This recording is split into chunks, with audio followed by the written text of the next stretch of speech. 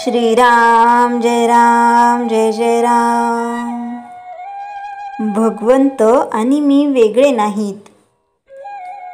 समुद्राचा फेस खरा आहे असे वाटले तरी त्याच्या खाली पाणीच असते।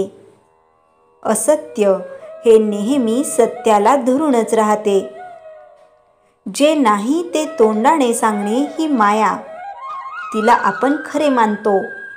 मायेला असत्य मानले की ब्रह्माला सत्यत्व येते आणि मायेच्या पाठीमागे जातो। पण माया ही मृगजळाप्रमाणे आहे असे समजते तेव्हा आपण स्वस्थ होतो।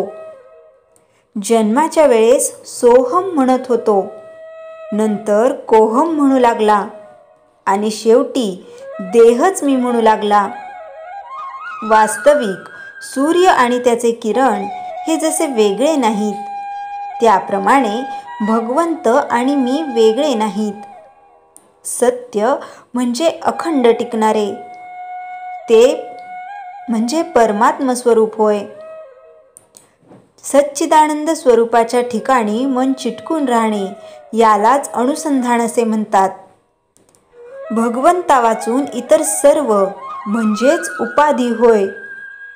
मला कळत नाही असे वाटणे ही परमार्थाची पहिली पायरी आहे आणि मी आणि भगवंत वेगळे नाहीत असे अंगी मुरणे ही शेवटची पायरी होय। जे जे घडते त्याचा कर्ता परमात्मा आहे, मी फक्त कर्तव्यापुरता आहे असे वाटणे यालाच निष्काम कर्म असे म्हणतात। आणि आले तर भोगले, गेले तर सोडले हे सहज कर्म होय। दोष बाधू नयेत अशा रीतीने केलेले कर्म ते ज्ञानयुक्त कर्म होय आणि ईश्वराच्या स्मरणात केलेले कर्म त्याला निरासक्त कर्म असे म्हणतात। अमुकच फळ मला मिळावे ही वृत्ती सोडणे याचे नाव निरासक्ती होय। विषयांची विरक्ती झाली की त्याला ज्ञान झाले असे म्हणतात। थोडक्यात म्हणजे जे कर्म बंधनाला कारण होते ते अज्ञान आणि जे मोक्षाला कारण होते ते ज्ञान समजावे। कर्ममार्ग, उपासना मार्ग, नवविधा भक्ती इत्यादी सर्वांनी गाठण्याचे ध्येय एकच असते। लग्नात ज्याप्रमाणे अमुक एक खर्च मी जास्त करीन, दुसरा कमी करीन असे माणूस म्हणतो, पण मुख्य कार्य हे की मुलीला नवरा गाठून देणे। त्याप्रमाणे भगवंताची भेट होणे हे मुख्य होय। आपली देहबुद्धी संतांच्या संगतीच्या आड येऊ देऊ नये। भगवंताच्या स्वरूप दर्शनाच्या आड माझ्या देहबुद्धीचा पर्वत येतो। सर्व साधनांचा उपयोग अभिमान नाहीसा करण्यासाठी असतो। नामस्मरणाने हे काम लवकर होते आणि म्हणूनच सर्व साधनांचे सार भगवंताचे नाम हेच आहे। ते आपण श्रद्धापूर्वक घ्यावे आणि भगवंताशी एकरूप व्हावे। आपण प्रयत्न करीत असताना भगवंत माझ्या पाठीशी आहे ही भावनाच आपल्याला उद्धरून नेईल याची खात्री बाळगा आणि भगवंताच्या नामात आनंदाने कालक्रमणा करा। श्रीराम जय राम जय जय राम। चैतन्यवाणी। आज तुम्हाला जेवढा वेळ रिकामा मिळतो तेवढा सगळा भगवंताच्या नामात घालवण्याचा प्रयत्न करा।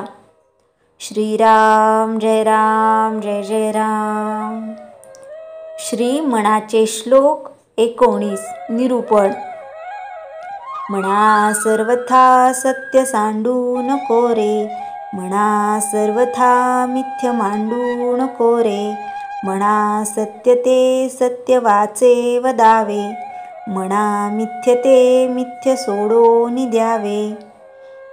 मागील श्लोकात समर्थांनी फक्त राघवाची आशा धरायला सांगितली, कारण राघव फक्त सत्य आहे। समर्थांनी दासबोधात सत्याची व्याख्या केली आहे, ती अशी: सत्य म्हणजे स्वरूप जाण, सत्य म्हणजे कायम टिकणारे, सत्य म्हणजे ब्रह्म जे नाशवंत नाही। ह्या दृश्य सृष्टी होण्याआधी ही ते होते, आताही आहे, सृष्टीनंतरही ते असणार आहे. म्हणून ते सत्य आहे, परब्रह्म आहे. म्हणून समर्थ म्हणतात, हे मना सत्य सोडू नकोस, त्या राघवाला विसरू नकोस. तिसऱ्या चरणात समर्थ सत्य वाचे वदावे असे म्हणतात. सत्य वाचा म्हणजे काय ते बघायला हवे. सत्य म्हणजे सद्धर्माला अनुसरून बोलणे आणि तसे आचरण करणे. म्हणूनच बोले तैसा चाले त्याची वंदावी पाऊले म्हणतात. दुसऱ्या चरणात समर्थ मिथ्या मांडू नको असे म्हणतात. मिथ्या म्हणजे जी वस्तू कायम टिकणारी नाही, जिच्यापासून तयार झाली त्यातच लीन होणारी. घटाचे उदाहरण देता येईल. घट मातीचा बनतो, मातीचा असतो. घट फुटल्यावर मातीच राहते. तशी माया मिथ्या असते. माया म्हणजे परब्रह्मात निर्माण झालेले स्फुरण. तीच सर्व कार्य घडवून आणते. दृश्य विश्व निर्माण करते, सांभाळते, नाहीसे करते. तीच अज्ञानाचे आवरण जीवावर घालते. त्यामुळे दृश्य विश्व अज्ञानाला खरे वाटते, पण शेवटी ती त्या परब्रह्मात लीन होते. म्हणून माया मिथ्या असे समर्थ म्हणतात. म्हणून हे नाशवंत न धरता सत्य अशा परब्रह्माची आस सोडू नये व मिथ्या अशा मायेची साथ सोडून द्यावी असा उपदेश समर्थ मनाला करतात. जय जय रघुवीर समर्थ. गोंदवलेकर महाराज चरित्र. कर्तव्य कर्माची सांगड घाला, सदा आळवा प्रभू श्रीरामाला. जागा जागा नामस्मरणाला, सांगे जनांना ब्रह्मचैतन्य. पंढरपूरला 4 महिने राहून महाराज परत आले. महाराज वेळोवेळी सांगत की जगात चांगले वाईट सर्व असते. उजेड तिथे अंधार, मंगल तिथे अमंगळच असतेच.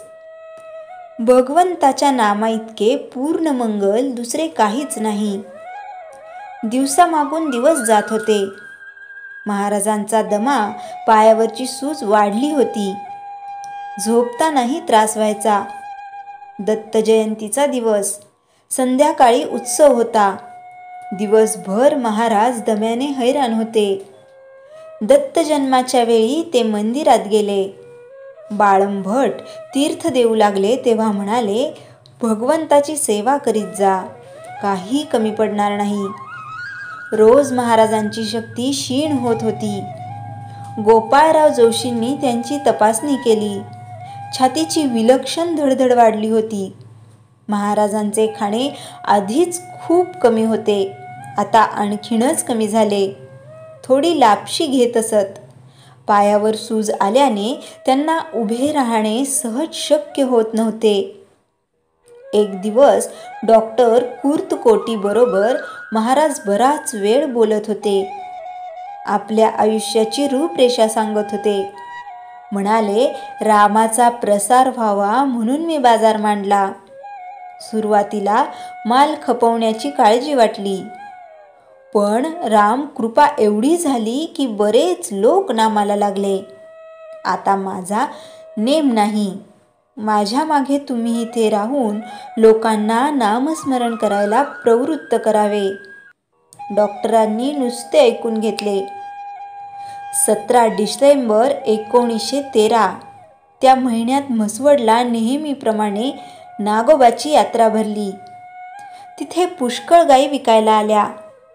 महाराज म्हसवडला निघताना म्हणाले, ही आता अखेरची सेवा. त्यांनी पैसे देऊन पुष्कळ गायी कसायांकडून सोडवून घेतल्या. गुरुवार 18 डिसेंबर 1913 सकाळी रामाचे दर्शन घ्यायला महाराज निघाले. अख्खी रात्र दम्यामुळे उभे होते. त्यामुळे पायावरची सूज वाढली होती. चालणे कठीण झाले होते.